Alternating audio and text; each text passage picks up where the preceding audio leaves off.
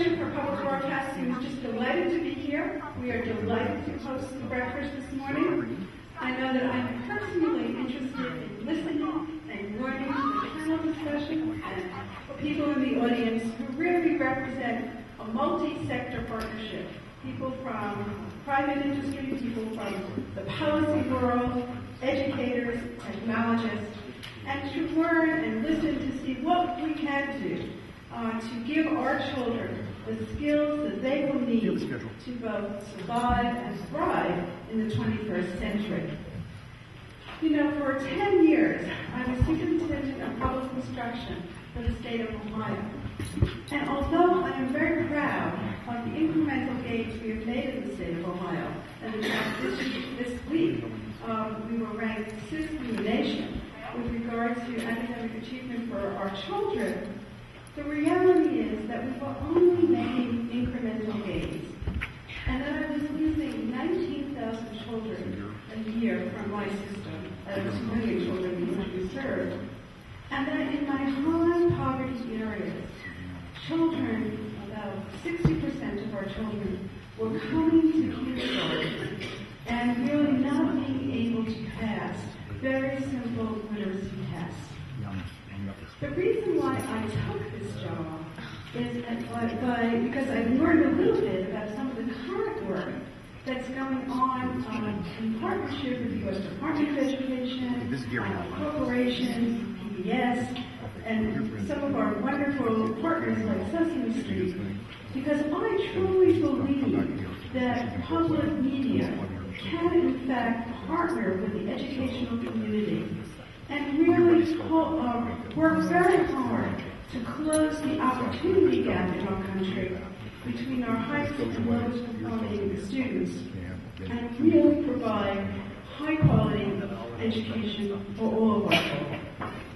Our mission in the corporation is to really think about how we marry the educational community with the public media community.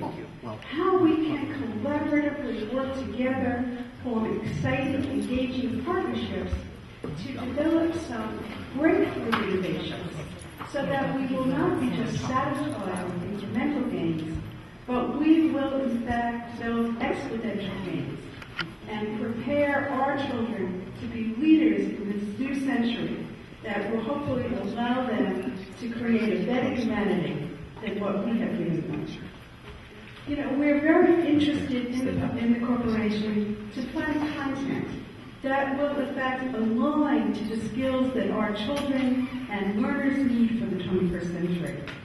We're very interested in building the capacity of uniting technologists with the teaching profession so that in fact we can digitize the teaching profession and make sure that they have the skills and the abilities they need to take advantage of the new emerging technologies. The reality is that educators alone can't do it. And we're working very hard with our radio stations, our local TV stations, to really open their door and open the schoolhouse door and engage the community to reinforce what goes on in school. And we're really talking about a 360-degree curriculum, which you'll learn more about during our panel discussion. So that it's no longer a school day for our children, but it's a new day for learning, from the time they wake up in the morning to the time they go to bed at night. And we're working hard to break down the barriers between formal and informal education and really break down the digital divide that was just discussed, where children have to park their technology at the door rather than use it and embrace it in terms of the classroom. We're also very concerned about developing a very coherent research agenda and merging of researchers who are engaged in public media research with brain researchers to really pose some very interesting and difficult questions and to learn better how people learn. And also to really look at the relationship between instructional processes embedded in this new technology and learning outcomes for children. And that's one of the reasons why we're here today. the Corporation for Public Broadcasting was able to fund a study conducted by the new Joe Cooley Center at Sesame Street called Pockets of Potential. And Gary Now, the CEO and president of Sesame Street, will be able to sort of talk a little bit about the results of this very exciting new report.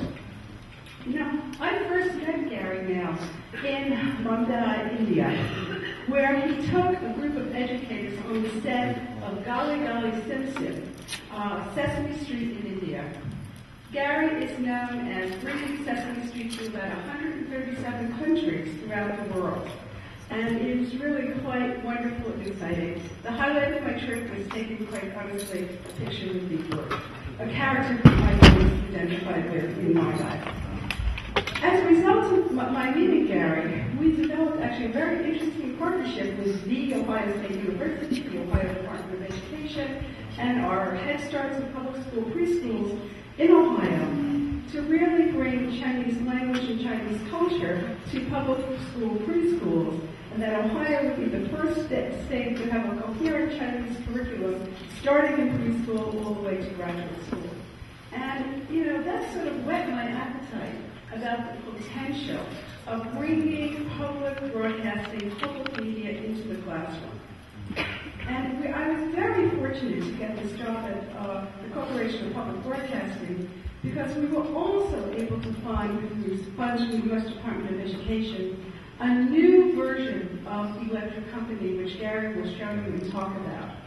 And I truly believe that if we can integrate what's on the air in the electric company, what goes on, particularly in our high-poverty areas, first and second grades, and then reinforce that with after-school programs and training for parents, we can, in fact, eliminate what educators call the fourth grade slump and improve the vocabulary and comprehension skills of all of our children.